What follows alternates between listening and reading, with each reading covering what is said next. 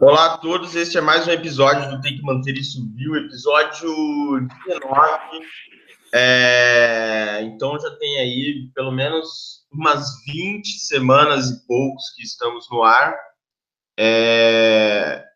O da semana que vem vai ser o último desse ano, já dando aí algum spoiler. E aí a gente volta em janeiro com as coisas mais arrumadas. Esse é também o último do ano que a gente vai falar sobre política. Então, a gente vai fazer um compilado aí do último mês, o que rolou no Brasil. Lembrando que, pelo menos do que eu tenho acompanhado, né, como as eleições são daqui a um ano, né, um pouco antes, ali em outubro de 2018, então tem rolado bastante. Na verdade, tudo que se tem feito hoje em política está contando com isso, né? Então, a própria reforma da Previdência, né, que é enfim, não dá para dizer que é uma reforma, ela provavelmente não vai passar porque os deputados estão pensando já nas consequências eleitorais disso, enquanto o Temer, que diz que não vai se candidatar, então ele não tem nada a perder. Então ele quer fazer alguma coisa com isso. Mas, bom, é o que a gente um pouco vai falar aqui. Gus, seja bem-vindo. Coloca aí pra gente digamos, a listinha que você montou aí. Eu montei a minha aqui e a gente faz um meio termo. Bom dia, pessoal. Estamos, né? Esse vai ser o nosso último papo sobre política desse ano. Então tem aquela listinha marota, né? É legal fazer isso porque o curioso do noticiário político é que as coisas meio que elas vão embora, né? Elas são meio passageiras, assim. E quando você olha, fui olhar até o início do mês, né? E tem umas coisas que eu falo, nossa, mas isso aconteceu esse mês, parece que faz tanto tempo. E, tipo, algumas coisas que nem tem importância mais, né? Então, vindo do começo do mês para o fim, claro que eu selecionei algumas coisas, outras eu deixei de lado, né? Mas a coisa mais no início do mês que aconteceu assim foi o Aécio, né? Depois de ter sido salvo pelo Supremo, né? Ter seu mandato salvo pelo Supremo, ele achou que ele estava poderoso, ele foi lá e destituiu o Tasso Gereissati da presidência do PSDB e colocou aquele Alberto Goldman, né? Sujeito parece uma múmia, né? E, enfim, e gerou um maior quiprocó ali dentro do PSDB. Depois eu vou falar um pouco mais sobre o PSDB, porque a última notícia do mês que eu anotei também é do PSDB. Mas vou passar para os outros, né? Teve o fato de que entrou em vigor a reforma trabalhista, né? Acho que é legal resgatar alguma coisa, muito embora a impressão que eu tenho é que está dando bem menos repercussão do que eu imaginei que daria.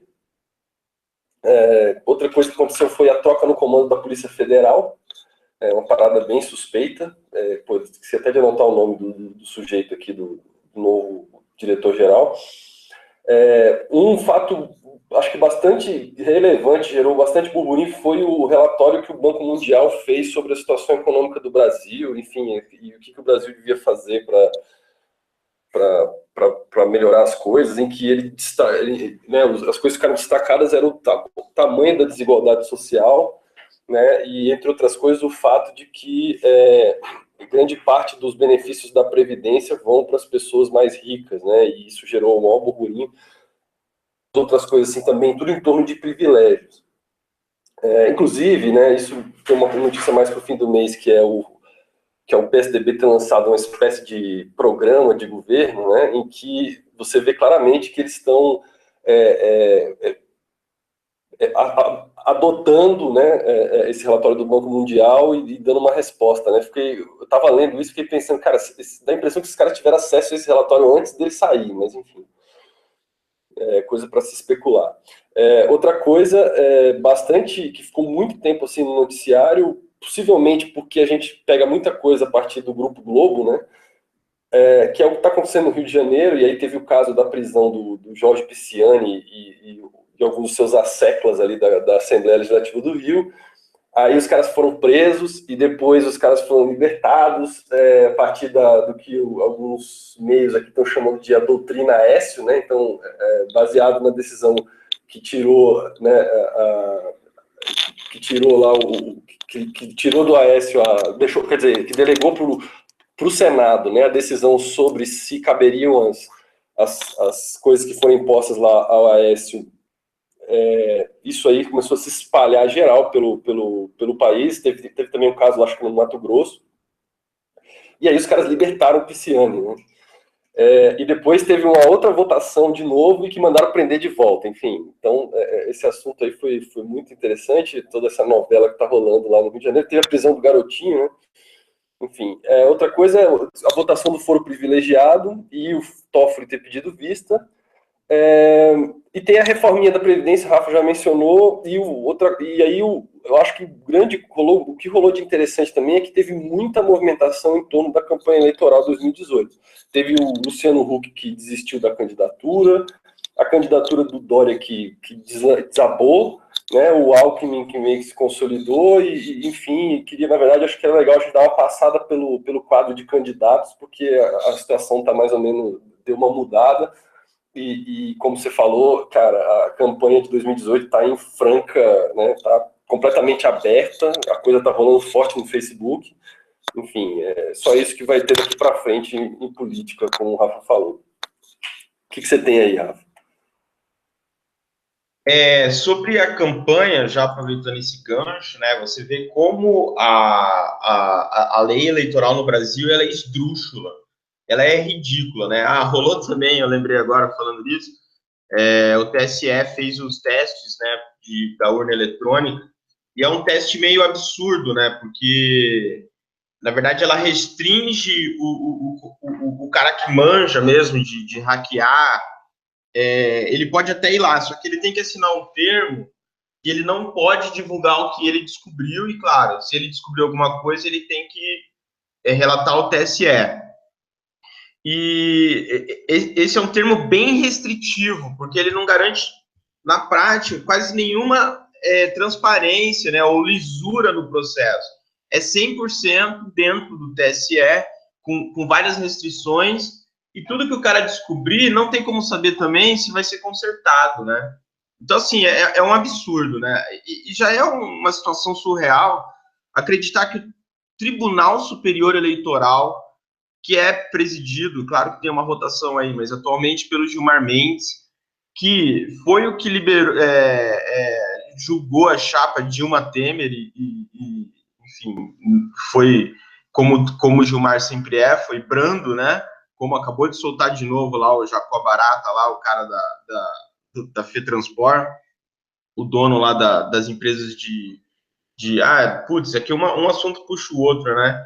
Eu estava vendo também que foi feito na Assembleia do Rio uma votação para ver se tinha algum problema dos cobradores de ônibus no Rio serem substituídos por cartão, né? Porque ainda tem cobrador no Rio.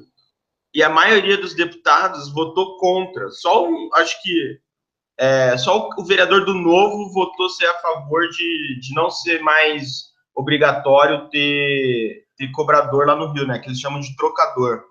E o motivo disso é que se você torna tudo digital, fica bem mais fácil você dar conta do que está entrando e está saindo da empresa, entendeu? Você tem maior governança, digamos, sobre o dinheiro. E interessa aos donos das empresas ter uma margem em dinheiro vivo, porque eles podem contabilizar isso do jeito que eles quiserem.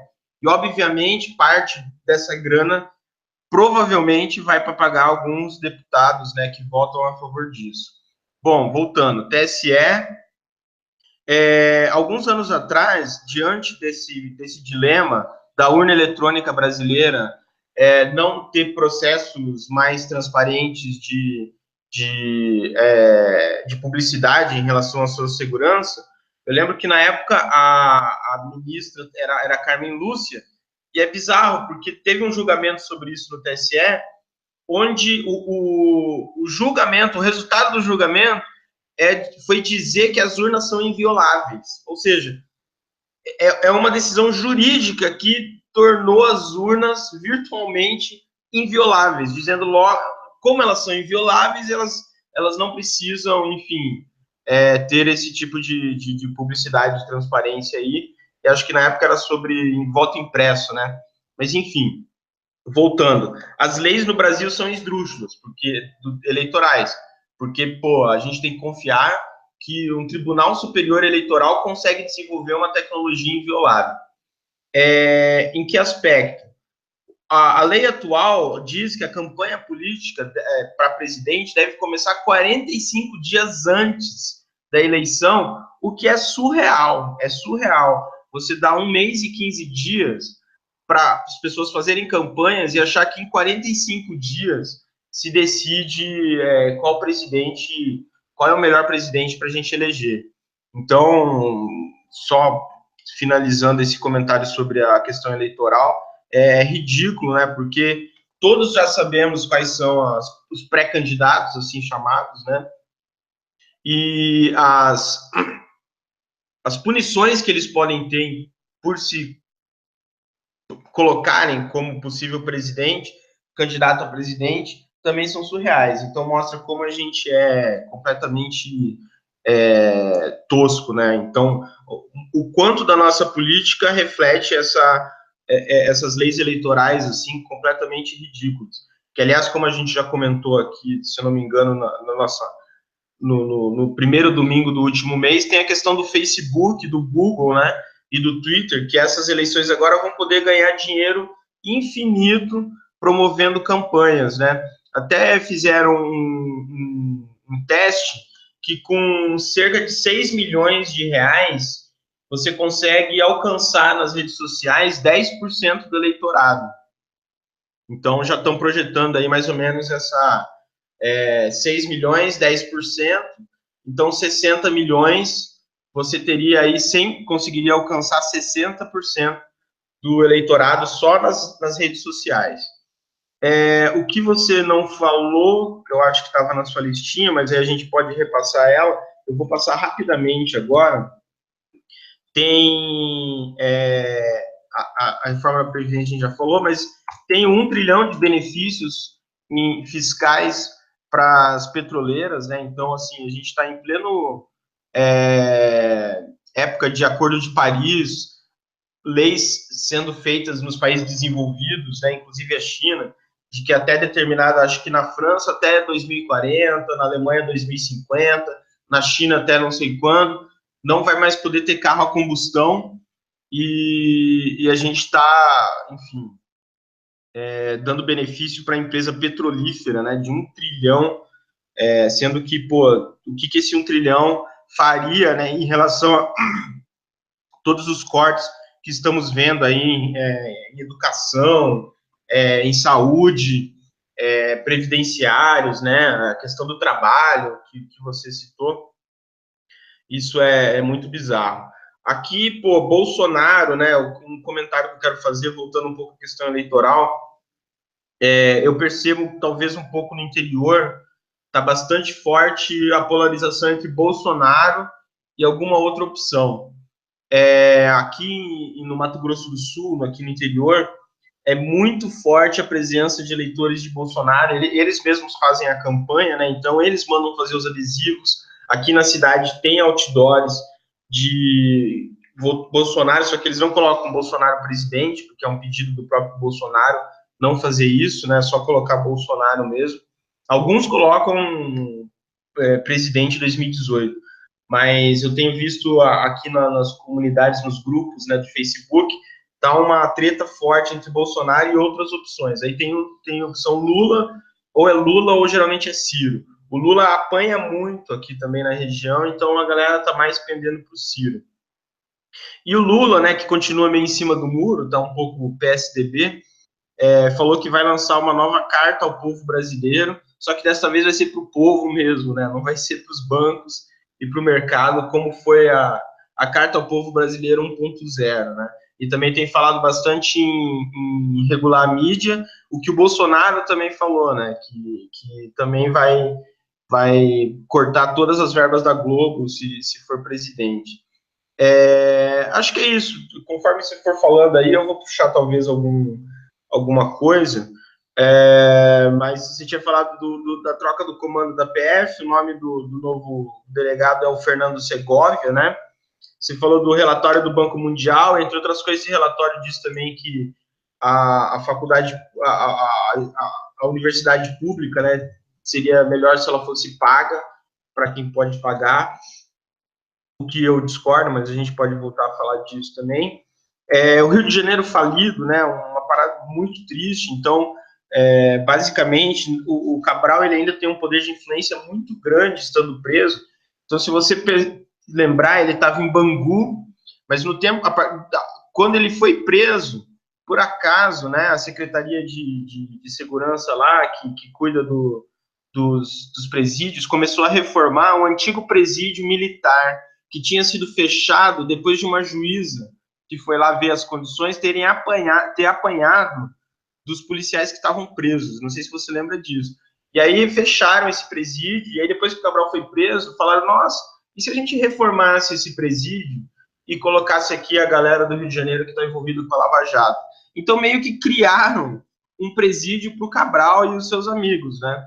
Tanto que eu não sei se viu lá, passou na Globo, fizeram uma visita, né? A procuradoria lá fez uma visita, então é cheio de benesses, eles podem ficar soltos na cela. Tá, tem até um vídeo que tá o Pisciani conversando com o Cabral, então assim, já é meio que o governo Cabral paralelo continua, né? Ele nunca acabou. Aí você falou da doutrina S, isso aconteceu de liberarem deputados que estavam com problemas na justiça no Mato Grosso e no Rio Grande do Norte. Aliás, o do Rio Grande do Norte, ele não só foi, ou foi do Mato Grosso, bom, acho que foi os dois, talvez. Ele não só tiraram os problemas que ele tinha com a justiça, como ele assumiu a presidência da Casa Legislativa, né? O Toffoli, claro, fazendo o seu papel aí, né? O Toffoli, junto do Gilmar Mendes, é um cara completamente suspeito.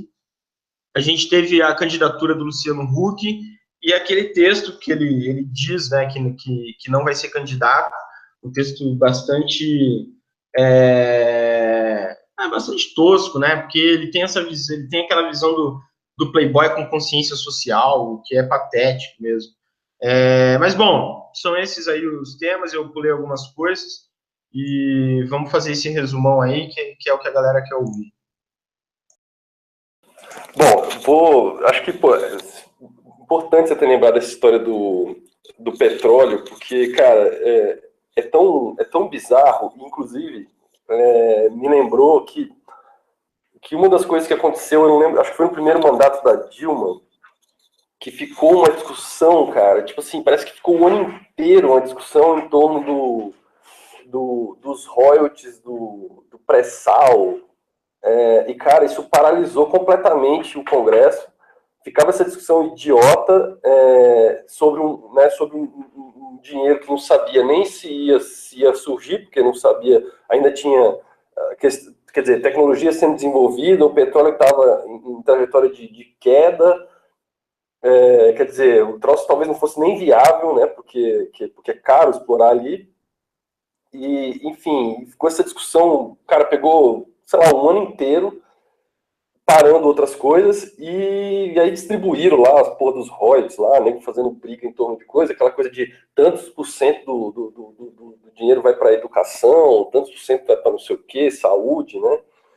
E aí os caras, e agora que o petróleo deu uma melhoradinha no preço, né? Porque, de novo, porque o cartel que controla o petróleo mundial resolveu reduzir a oferta, aí agora os caras resolveram dar essa caralhada de desconto, né, fiscal, quer dizer, aquele dinheiro que os caras passaram, e com certeza grande parte dos deputados que estão votando isso hoje estavam naquela legislatura, né, cara, aquela discussão populista ridícula, né, de vou defender aqui o dinheiro para educação, os caras em, cara, 2 dias, né, sem discussão nenhuma, cancelaram uma discussão de 1 ano no Congresso Nacional, né, tipo, isentando a galera dos benefícios e, portanto, o dinheiro supostamente ia para a educação, né, cara? Claro que alguma coisa ainda vai, porque vai ter alguma receita, mas, enfim, pede-se uma grana violenta com isso. Então, quer dizer, e sem falar o que você já mencionou, que, cara, o Brasil continua investindo no atraso, né? Quer dizer, investindo numa tecnologia, num produto extremamente poluidor que está fudendo, né, o planeta, e é uma tecnologia em declínio, né?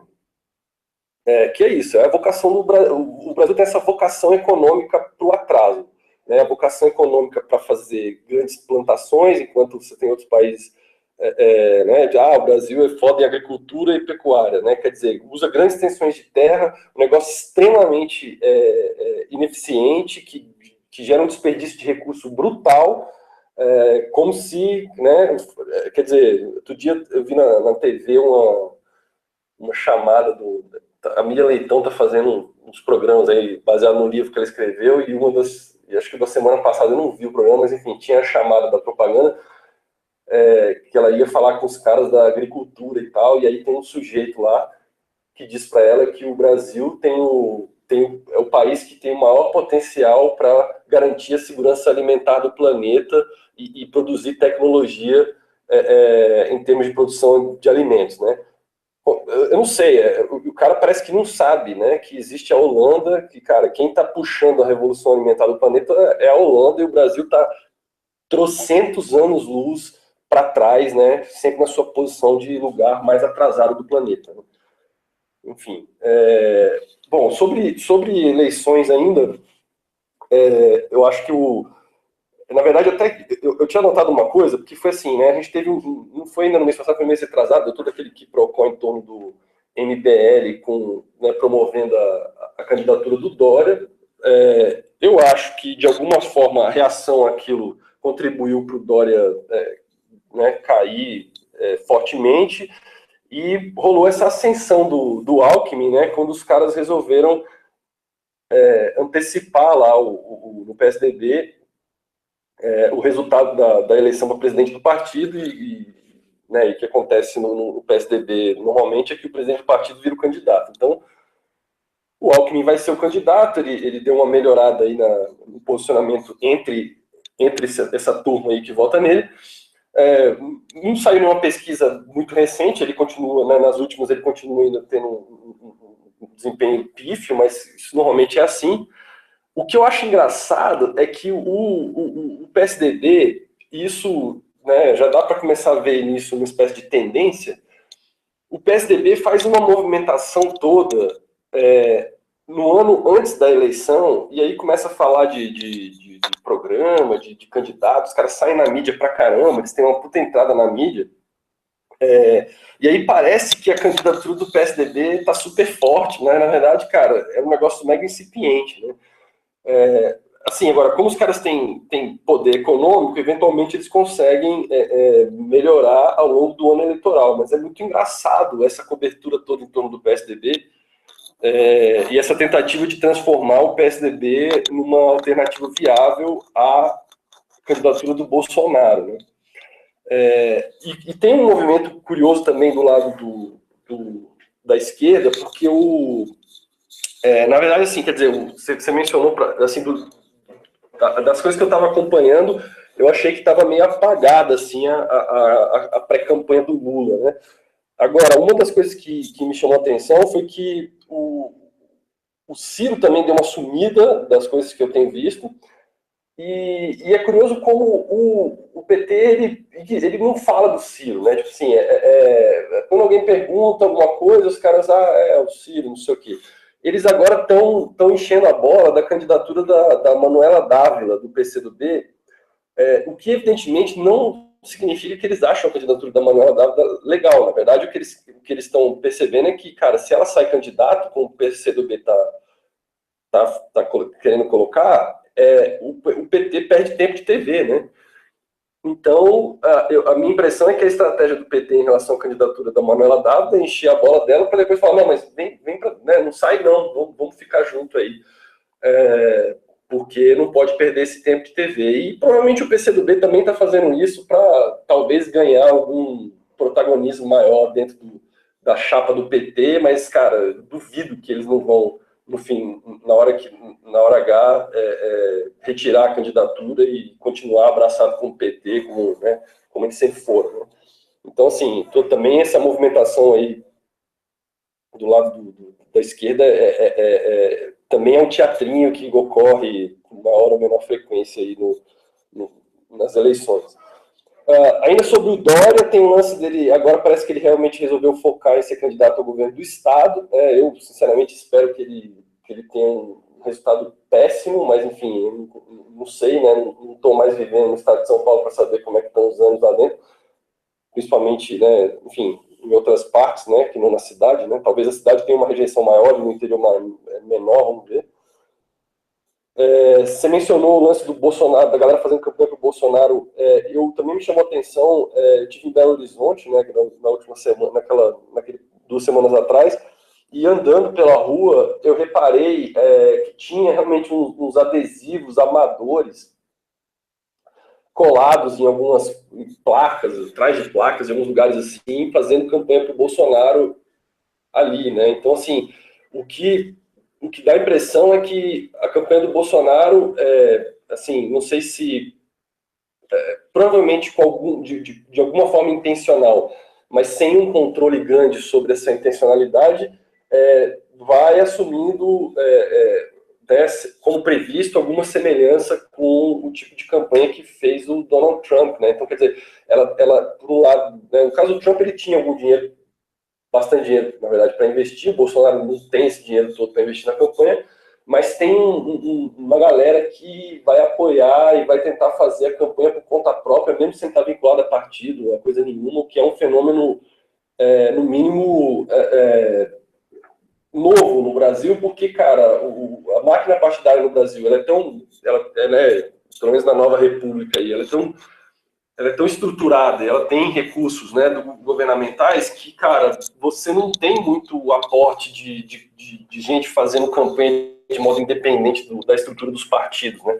E eu acho que isso pode ser uma situação nova e, sinceramente, a única articulação que eu vejo nesse sentido de gente não necessariamente vinculada a partido fazendo campanha parece ser a do Bolsonaro, pelo menos até o momento, né? O que, assim, é preocupante. Eu continuo achando ainda que o Bolsonaro é o candidato que vai ser o candidato a ser batido, quer dizer, aquele candidato que do resto que conseguisse se mostrar como mais viável contra Bolsonaro é o cara que vai para o segundo turno e é o cara que vai levar. Eu ainda estou meio descrente que o Bolsonaro seria capaz de ganhar a eleição,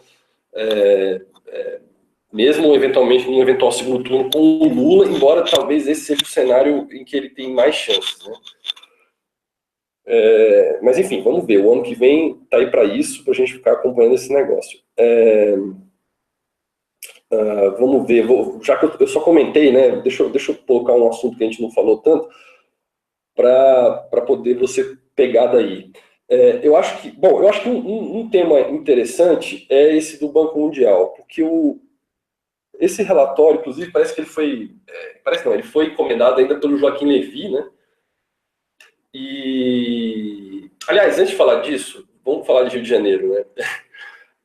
Na verdade, eu tenho uma preguiça mortal, velho, em relação ao que acontece no Rio de Janeiro.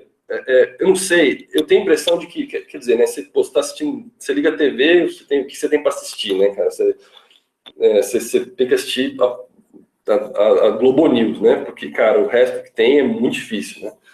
E como a Globo é do Rio de Janeiro, enfim, aquilo, né, o que acontece no Rio de Janeiro é uma coisa assim que afeta os caras diretamente. Então os caras dão uma importância pro negócio que você olha e, cara, mas é muito caricato o que acontece no Rio de Janeiro, assim, é tipo, cara, é tipo enredo de comédia sobre a máfia, assim, entendeu? Eu vejo aqueles caras, eu fico pensando assim naqueles filmes tipo Robert De Niro, assim, Máfia no Divã, entendeu? Cara, o garotinho, velho, o garotinho é um negócio tão pastelão, né? Essa história de que ele foi agredido, aí ninguém sabe se ele foi agredido ou não, aí ele conta que tinha um bilhete que alguém colocou. Eu tô até falando assim, cara, será que esse cara tá tendo um surto, entendeu? Ele tá imaginando coisas, o que tá acontecendo com esse cara?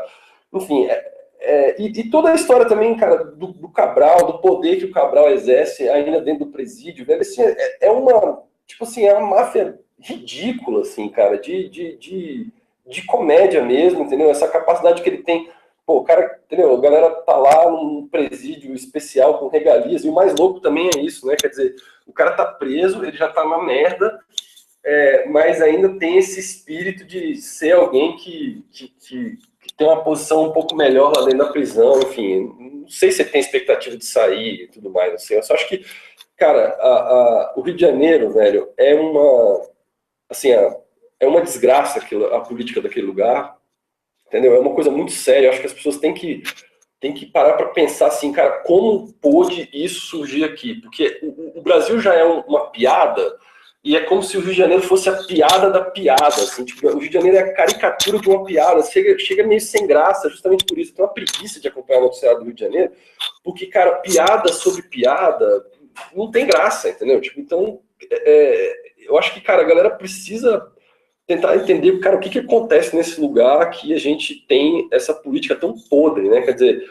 esse PMDB, cara, o PMDB mais forte do Brasil até então era o PMDB do Rio de Janeiro, entendeu, cara? Isso é muito patético. Aliás, falar em PMDB, o PMDB quer tirar o P, né, do nome, voltar a ser MDB, esperando com isso o quê, né, cara? Eu não consigo entender, mas enfim. Enfim, então agora deixa eu voltar na história do Banco Mundial. Acho que, enfim, o relatório foi um negócio que foi pedido pelo Joaquim Levy. Ele aponta algumas coisas que a gente já tinha percepção, né? Agora, como vem do Banco Mundial, ganham áreas de autoridade. Esse lance na verdade, quer dizer, tá meio na moda, né? Quer dizer, tá pegando, as pessoas começaram a sacar que o problema dos privilégios está sério e perceberam que isso tá ganhando alguma pega na classe média, né? Então você vê o PSDB fazendo discurso contra o privilégio, você vê até o Temer, né? Quer dizer, o Temer, que é o espécie de o representante maior, né, do privilégio nacional, fazendo discurso e até ações efetivas contra o privilégio, né? Inclusive teve essa história aí dele ter colocado enfim, dessas MPs, né, que tipo que restringem aumento salarial para alguns tipos de servidores, aquele lance da Previdência, a gente já tinha comentado isso, para poder taxar mais a Previdência dos servidores, e quer dizer, e tem uma reação, né, contra e tem esse negócio novo que é justamente a ideia de reduzir, né, o valor de entrada dos salários dos servidores públicos contratados daqui para frente. E aí, claro, evidentemente tem uma reação, né, dos setores anti-Temer para dizer, olha lá, ele está querendo foder os trabalhadores, mas em primeiro lugar, esses caras não são os trabalhadores mais... os trabalhadores mesmo, a galera que tem uma renda menor. O serviço público está concentrado na mão de uma elite, como bem aponta o relatório do Banco Mundial. Mas é evidente que o Temer está fazendo algum tipo de populismo, vai querer fazer uma economia ali, aqui, ali. Agora, o que eu acho é sempre isso, cara. O cara pode... quando o cara faz a coisa certa pelo motivo errado, eu tô um pouco me fudendo, entendeu? Eu quero mais é que faça. O problema é o cara que faz a coisa errada pelo motivo certo, que eu acho que aí, velho, fudeu, entendeu? Então assim, eu realmente não estou nem um pouco me importando com quando o Temer faz alguma... Quer dizer, eu tendo a aplaudir com ressalvas, né? Quer dizer, aplaudir cinicamente quando o Temer faz alguma coisa que eu acho que é certa, mesmo sabendo que ele faz isso por um motivo escroto, qualquer que ele tenha. Enfim, então tá rolando essa percepção que há um conjunto de privilégios e que isso precisa ser combatido. O curioso do ponto de vista, sei lá, fenomenológico dessa história é que há um discurso, né, há um crescente discurso dizendo que há muitos privilégios no Brasil. Então você vê pessoas, privilégio dos servidores públicos, privilégio dos políticos, privilégio disso, daquilo. Mas é interessante como as pessoas que falam contra os privilégios, elas não percebem o quanto elas têm privilégios, né? Então, elas falam contra, de repente, o sujeito lá que não é servidor público, ele fala contra o privilégio do servidor público, mas quando vem alguma coisa que envolve restringir um privilégio que ele tem, sei lá, tipo de acesso, né, mais privilegiado a uma educação superior, por exemplo, né, e aí daí vem essa história de tentar, que o certo seria cobrar pelo ensino superior, essas pessoas não percebem que elas também são privilegiadas e, quer dizer, privilégio, eu sou contra todos os privilégios dos outros, exceto os meus, né? E quer dizer, isso ainda vai dar muito pano para a manga, porque na hora, ou outro caso muito comum, que é na hora de você falar em aumentar a taxação sobre a renda, né? As pessoas falam, eu acho que tem que taxar os mais ricos. Só que a pessoa não percebe que ela também é um dos mais ricos quando ela está falando isso, e aí quando vem a proposta, né? Então vamos taxar a renda aqui, vamos aumentar o imposto de renda para essa faixa salarial. Não, aí não, porque vai me pegar. Tem muito imposto no Brasil, não pode aumentar imposto, né? Então, esse discurso é meio patético, mas a galera vai começar a surfar em cima disso. E, sinceramente, velho, se as pessoas fizerem isso, seja o governo mesmo que seja o Temer, ou se for eleito um governo de direita qualquer aí para frente, desde que não seja o Bolsonaro, eu quero mais é que faça mesmo, velho, porque uma coisa que eu percebo é que o Brasil, uma das razões, sei lá, isso é uma tese que eu tenho, não sei se outras pessoas mais sérias que estudam isso, mas a série tem também, eu tenho uma tese de que um dos mecanismos, quer dizer, o Brasil tem essa estabilidade que as pessoas dizem que tem a ver com o fato de que o brasileiro é pacífico e tal, mas eu acho que essa estabilidade social que existe no Brasil, na verdade, é fruto de uma concessão generalizada de microprivilégios, né, que atingem diversas camadas da população, inclusive desde camadas mais pobres, assim, de modo que, como quase todo mundo no país, né, exceto uma pequena minoria de gente que não tem privilégio nenhum, tem algum privilégio, por mais pífio que ele seja, né, isso faz com que as pessoas se voltem sempre para defender aquilo que ela já tem, com medo de perder o que ela ganhou.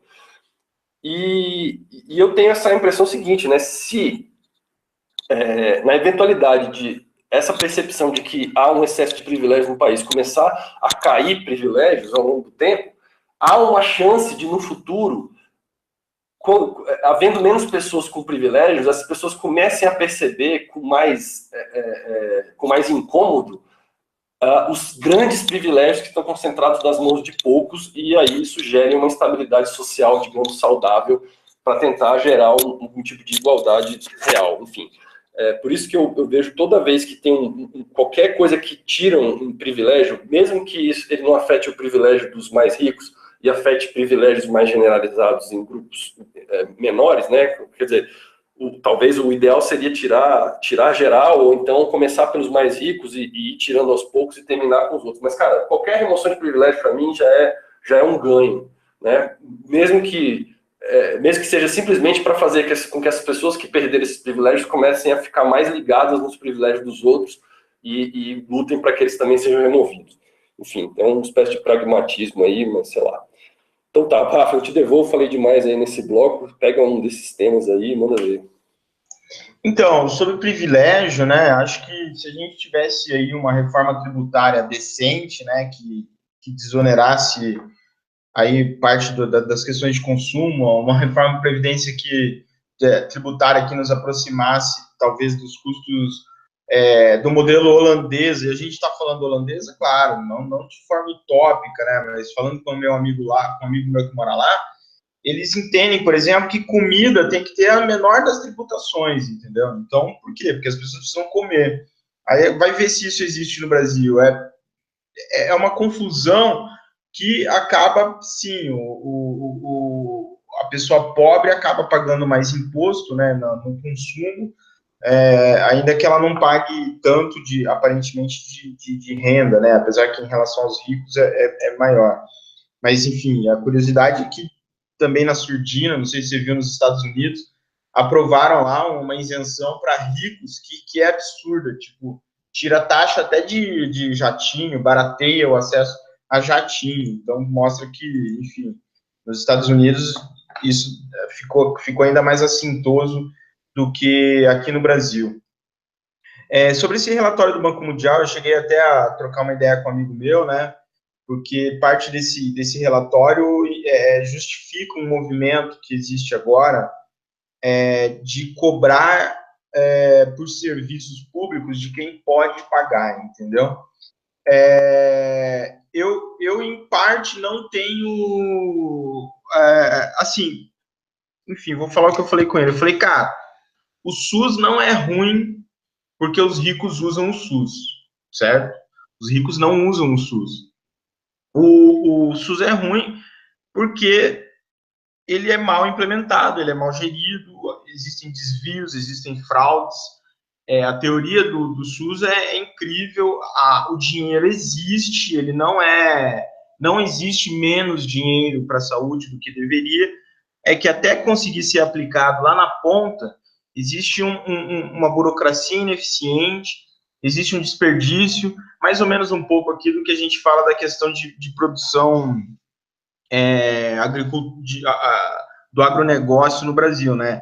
Você tem um excedente de um lado, mas até chegar lá numa ponta é só desperdício. Então, o SUS tem muito disso. Mas ele argumentou que não é o caso do SUS, mas é o caso das universidades públicas, onde, pelos ricos terem acesso ao ensino médio, principalmente de qualidade, nas escolas particulares, eles acabam ficando com a maioria das vagas das melhores universidades, e também muitos, por serem bons alunos e tudo mais, conseguem, inclusive, né, quando tinham Ciências Sem Fronteiras, a maioria também dos que iam viajar para o exterior eram também alunos que podiam pagar por isso. Eu falei para ele, ok, mas eu não acho que também esse é o problema da universidade pública. Por quê? Porque por mais que você cobre dos que possam pagar na universidade pública, esse dinheiro dificilmente vai ser reinvestido na educação. O que vão fazer é pegar parte do dinheiro que ia para a educação, que agora está entrando por mensalidade dos ricos, e mandar para outro lugar, entendeu? Provavelmente para os privilégios de políticos, para fundo partidário, para isenção fiscal para petroleira, né? A gente conhece esse movimento. Se fosse garantido, por exemplo, que... E aí é fora também, porque o que é um rico no Brasil? Beleza, vou aqui colocar o meu lance, a minha experiência pessoal. É claro que a minha renda atual é de classe média. E eu estou fazendo uma faculdade, uma federal, porque eu quero. É uma universidade pública. Provavelmente, se fosse paga, eu não estaria fazendo, mesmo, enfim, por quê? Porque ia comprometer parte da minha renda, enfim, a minha renda não é muito alta. Então, teria que ter um critério muito específico, entendeu? Talvez um critério do tipo, se o cara fez o ensino médio em escola particular. Se ele fez o ensino médio em escola particular, todo o ensino médio, provavelmente ele continuar o ensino superior em uma faculdade pública, pagando uma mensalidade, não vai ser um problema para ele. É por isso que aí a gente tem que também lidar com cotas, né? Não só as raciais, mas cotas também baseadas no histórico escolar da pessoa. Então, se ela estudou em escola pública na maior parte da vida, é justo que o ensino superior dela em escola pública também não seja pago. É o que eu acho. Mas o ideal seria que toda essa mensalidade, caso houvesse, fosse reinvestido na melhoria do ensino médio público, entendeu? O que a gente também sabe que não é o que vai rolar. Esse relatório do Banco Mundial, houve também algumas suspeitas de que ele foi feito sob encomenda do Temer para justificar a reforma da Previdência. Claro que eles vão pegar só a parte que interessa para eles e vão, por exemplo, ignorar a parte que o relatório do Banco Mundial diz que a distribuição de renda no Brasil e principalmente o modelo tributário no Brasil é injusto e tira mais dinheiro dos pobres e facilita mais o lado dos ricos, né? O que também é uma realidade que a gente tem. Voltando a alguns temas aqui, a gente também está vendo a CPI da JBS, né, que na verdade é meio que uma CPI para investigar as delações, então lá achacando, né, o Ministério Público. É curioso que só essa semana a gente passou por lá o Eike Batista, que foi incensado pelos deputados e senadores, que inclusive fizeram perguntas pífias para ele, do tipo se ele era parente do Joesley Batista, ignorando que ele é filho do cara que, esqueci o nome dele, mas é o cara que cuidou da Vale do Rio Doce na época do governo da ditadura, né? E também foi lá o tal do advogado Tacla Duran, que é um fugitivo da justiça, né? Ele está fugido na Espanha enfim, claro que isso lá no Senado, ele está em casa, no Senado, lá nos deputados, né? Tem um monte de gente lá implicado com a justiça, então eles se sentiam bem à vontade. E esse advogado é curioso, porque a gente tem aí uma sequência, né, de um conjunto enorme de delatores que confirmam uma mesma história, ou uma história muito próxima, com pequenas divergências.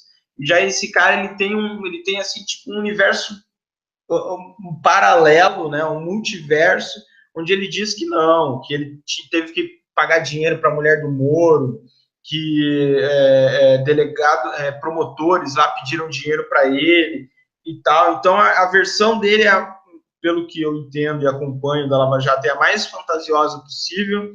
E é curioso que parte da esquerda, que ainda acha que o Lula é injustiçado, abraça esse cara como se o que ele estivesse falando fosse mesmo uma delação de verdade, né? Algo que é o único que está falando a verdade entre mais de 70 delatores, né? E é uma versão completamente fantasiosa. Eu lembro também que, e é foda dizer isso, que eu já defendi o MBL aqui, e é foda porque, na verdade, eu não defendi as ideias do MBL. Eu sempre defendi o MBL como uma iniciativa digna e que deve ser respeitada como outras iniciativas. O lance aqui de lá para cá tem ficado cada vez mais claro, né, que, na verdade, eles são o mesmo lado de uma moeda que é a moeda das pessoas, dos ativistas raivosos e fanáticos, né, por ideologias assim ultrapassadas. Então, saiu um texto, depois eu coloco aqui nas referências, de um articulista do jornal Nexo, que é um articulista do Nexo, inclusive, que é liberal, ele se diz liberal, talvez não neoliberal, enfim, mas ele contando que indo para eventos de liberais de verdade, esse pessoal não curte o MBL, porque as táticas do MBL são as mesmas da esquerda, né? Que enfim, essas táticas bastante controversas e que tentam, enfim, usar de violência. São as mesmas táticas. Eu vou colocar esse texto, ele deixa lá bem explicado, porque eles são negacionistas, né? E negacionistas no sentido de fazer uma coisa, enfim, o MBL é só um lado de uma mesma moeda. Então, se eles acusam os outros de serem esquerdistas, eles são os direitistas e, enfim, não muda muito, as táticas são as mesmas, os argumentos são os mesmos, lidam muito tentam minar a reputação das pessoas, usam argumentos absurdos e tudo mais. Você falou do Dória para governador, né, o que pode acontecer, seguindo mais ou menos, né, a trajetória do Serra, daquela vez que o Serra se elegeu prefeito, dizendo que ia ficar até o final, e saiu para ser governador e foi eleito até. Eu acho que o Dória tem bastante chance de ganhar, porque o Luiz Marinho, a opção do PT é o Luiz Marinho, né, que é um cara ali de São Bernardo. Então, assim, eu acho que é uma opção bem fraca do PT. Você até comentou sobre o PT ignorar outras opções, não só o Ciro, né, mas a própria Marina e tal. É claro que a Marina aí, ela, digamos, é a mais divergente, né, no espectro ideológico aí. Mas o lance é que o PT, assim como o PSDB, eles têm esse gene da hegemonia, né? Então, eles não querem dividir chapa, tal. Lembrando que a chapa de 98 era Lula e Brizola, talvez uma das chapas mais icônicas, né, que o Brasil já teve, e que acabou não sendo eleita. Mas hoje o PDT, digamos, do Ciro Gomes, é o que traz esse lado de centro-esquerda, né, que privilegia muito o trabalhismo e tal, mas o PT não quer saber disso porque talvez vê aí alguma viabilidade. Você citou o garotinho agredido. Cara, o garotinho é doido, né, meu? Lembra aquela greve de fome que ele fez uma vez e que, enfim, foi patético também? Ele se diz hoje o único preso político do Brasil, o garotinho, pra você ver, né? Sendo que o presidente do partido dele lá teve que fugir, né? Ficou a semana inteira fugida, e aí foram ver, ele estava em Brasília, lá num apartamento funcional, que não era mais da Câmara, ou era, enfim, que tem um rolo lá com uma funcionária da Câmara, que é funcionária da Câmara, não deveria trabalhar para o partido, mas claro que ela trabalha para o partido, faz tudo aí nesse pacote de privilégios que os nossos políticos têm. Cara, quero dar suspeito que o garotinho possa estar dizendo a verdade, no sentido do quê? Sabendo que Benfica é um presídio que foi feito por Cabral, cara, aquilo lá, o Cabral, porra, você viu que pegaram lá, tinha gorgonzola, camarão, tinha um monte de rango lá de rico dentro da cela dele, a cela que fica aberta, uma cela que é grande, que tem filtro d'água, que tem um monte de privilégio na cadeia. Cara, aquela cadeia lá é do Cabral, entendeu? Então, se algum capanga dele desligou a câmera lá, mandou um cara de beisebol dar um taco de beisebol no joelho do garotinho, isso para mim não seria uma história bizarra. Seria só, beleza, só mais um retrato aí do Rio de Janeiro, nada demais, entendeu? Por fim, Jucá sendo achacado no avião, foi bonito de ver.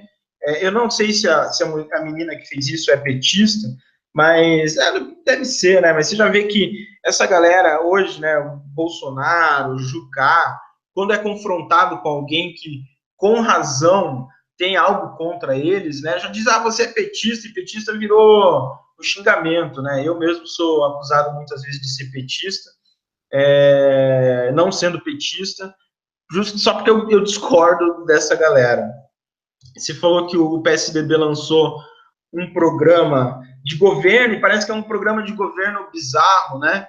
Porque foi muito criticado aí pelos articulistas de jornais, por ser mais do mesmo, e no sentido de ser pouco moderno, contemporâneo, né? Dizem que até ele começa dizendo que o PSDB não é a favor nem do Estado mínimo, nem do Estado máximo, mas do Estado musculoso. E aí um articulista que eu li e falei, porra, como assim, cara? Que vergonha você começar, falou, já dá para querer parar por ali, né? Então, enfim, acho que por enquanto é isso. Acho que tudo que você falou aí, acho que eu passei aqui. Não sei se sobrou mais alguma coisa. Eu lembro que na semana passada eu também falei dos internacionais, mas aí eu falo dos internacionais na minha despedida. Taca pau aí. Pois é, eu vou, na verdade, eu queria voltar rapidamente na história do lance da cobrança de mensalidade nas universidades. Tive muita conversa aqui em casa sobre isso. Num primeiro momento, eu tendia, vamos dizer assim, a concordar com a ideia de que talvez os ricos devessem ter mais acesso, ter que pagar, né, por certas coisas, mas eu andei pensando, na verdade, que, cara, o serviço público, né, eu acho que você criar um pagamento por um serviço público gera um problema que é justamente a ideia de que ele passa a concorrer com aquilo que é prestado pela iniciativa privada. Então, quer dizer, é quase que você introduzir pagamento no serviço público, você está apontando na direção de que você vai eventualmente deixar de oferecer isso como serviço público, porque eventualmente você vai poder ter a iniciativa privada oferecendo um serviço de melhor qualidade, como os dois são pagos, de repente alguém vai preferir o da iniciativa privada, eventualmente o serviço público vai deixar de ter sentido, e nisso você está tirando o estado da jogada. O que é ruim disso? O que é ruim disso é que o serviço público ele deveria atender uma parcela da população que não tem condições de pagar por esse serviço, ou ainda, numa situação melhor, né, que a gente tivesse um tipo de serviço que fosse, digamos assim, padronizado, de boa qualidade, de modo que você não tivesse a necessidade de buscar por outras formas de serviço e deixasse que a iniciativa privada tomasse conta de outras questões, né? E aí você teria talvez uma distribuição mais interessante do acesso aos serviços. Enfim, agora no caso da universidade é meio ridículo, porque em primeiro lugar o ensino superior no Brasil já é privatizado, né? A quantidade de vagas que você tem no ensino superior privado é muito maior do que a quantidade de vagas que você tem no ensino público. Isso aconteceu na época do Fernando Henrique Cardoso, quando ele abriu, né, as concessões para que surgissem as universidades privadas. A gente sabe que isso enriqueceu um bando de gente, tem uma galera importante aí com bastante poder no poder legislativo, que é vinculada a esses grupos que tem essas escolas de ensino superior, né, aqueles grupo Anhanguera, essas coisas assim. Os caras têm uma porção de faculdades aí, a maioria delas, claro que não todas, mas a maioria delas de qualidade duvidosa, cobram um tipo de mensalidade mais ou menos alto, mas não mais caro, quer dizer, e que, enfim, que gera um impacto gigantesco na renda de pessoas de classe média mais baixa, né?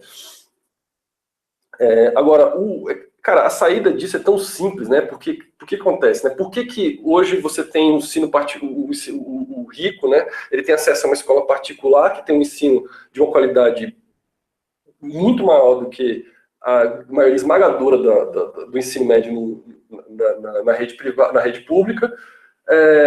E, cara, isso tem a ver, cara, e acontece o seguinte, por exemplo, uma universidade, é evidente que ela tem necessidade de recursos maiores, porque aí você tem pesquisa, você tem laboratórios, você tem um grau mais complexo de pesquisa sendo realizado, você, né, pode, dependendo também da área, evidentemente, você pode precisar de uma quantidade de recursos maior. Mas quando você vai para um ensino médio, cara, não tem, cara, entendeu? Tipo assim, você precisa pagar bem os professores, entendeu? Tipo, mas é porque tá faltando um computador na escola, tablet. Cara, isso é bosta, entendeu? Tipo, isso não interfere em nada, velho. Se você tiver um impacto, cara, de 10% na educação das pessoas, cara, se você, entendeu? Tipo, foda-se o computador, velho.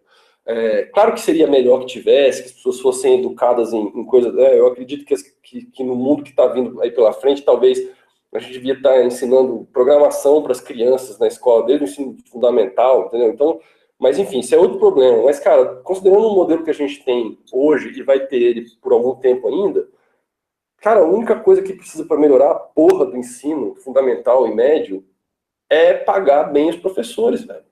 Porque a única coisa que tem diferente entre uma escola privada e uma escola pública é que na escola privada você tem professores que ganham bem, e muito bem, aliás, ótimos salários, e na escola pública o salário é uma merda. Né? Se o salário do professor fosse bom, cara, ele ia preferir ficar no ensino público, você ia ter um ensino público de má qualidade, e o que a gente ia ver era uma briga para as pessoas de entrarem no ensino público, talvez a necessidade de aumentar a demanda. Tem um caso curioso, né, que tipo, tem uma pessoa que eu encontro lá na aula de yoga, que é uma italiana, veio morar no Brasil, e ela tava assim, nossa, mas aqui, né, é tão estranho, porque eu sou super desconfiada com escola particular, né, para colocar minhas filhas e tal, porque na Itália, escola particular é ruim, entendeu? Todo mundo, a gente só quer pôr na escola pública, entendeu? As pessoas vão para a escola particular por questões, cara, muito específicas, ou algum tipo de escola muito especial para tratar alguma coisa. Mas, cara, entendeu? Crianças com necessidades especiais, muito especialíssimas, assim, e ela falou, ou então estrangeiros, né? Os estrangeiros que vão estudar na escola inglesa, na escola não sei o que lá. Mas, cara, 90 e tantos % da população, escola pública, e a galera desconfia da escola privada, né?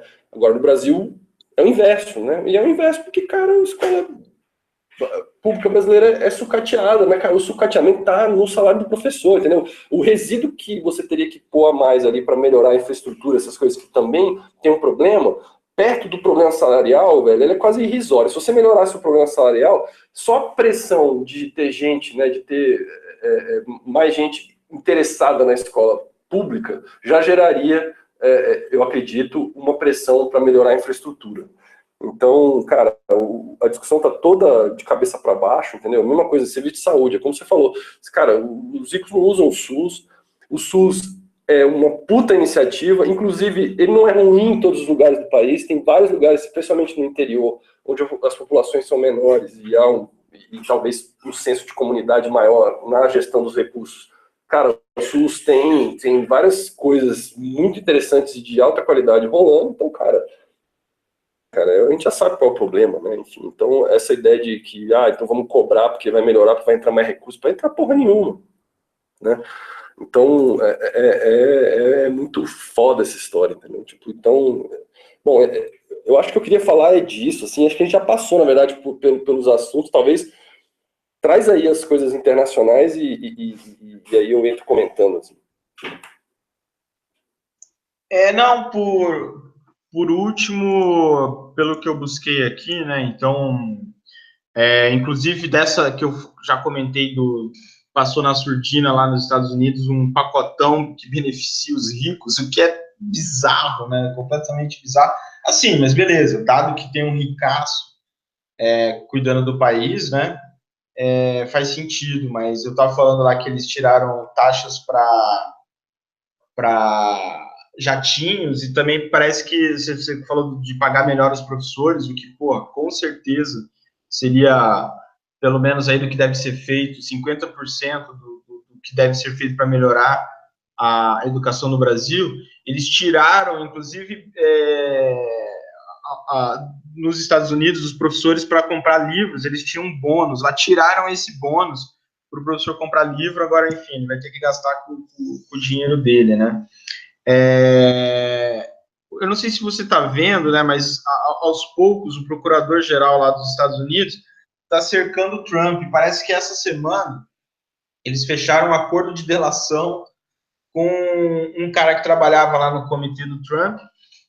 Eu também esqueci o nome, mas eu vou procurar para pôr aqui nas referências. E que esse cara teria já confirmado que o próprio Trump deu a ordem, né, pediu para ele fazer a ponte com os russos, né, e, enfim, engraçado sobre, tipo, acordos de delação que levam a um impeachment, né, então, talvez eles vão ver lá pela primeira vez, eu acho que, eu não lembro se nos Estados Unidos já rolou impeachment, mas eu acho que não, ou já fez o processo e o cara não saiu, alguma coisa assim.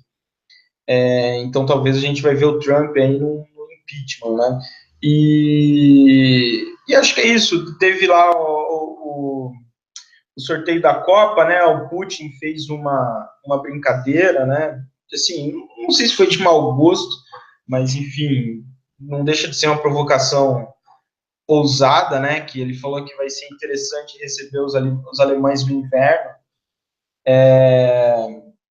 Enfim, aí se você pensa em tudo que o Trump está passando por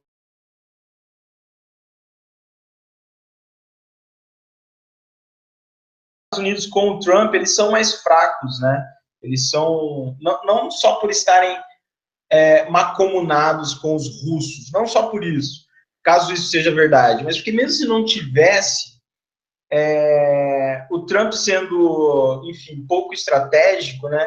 Ele com certeza alivia para a questão dos, por exemplo, dos BRICS, né? Que sejam os BRICS. Então, com a formação dos BRICS, não sei se você viu na época do Obama, os Estados Unidos ele reativou a Sexta Frota, que é a frota que cuidava antigamente, voltou a cuidar do Atlântico Sul.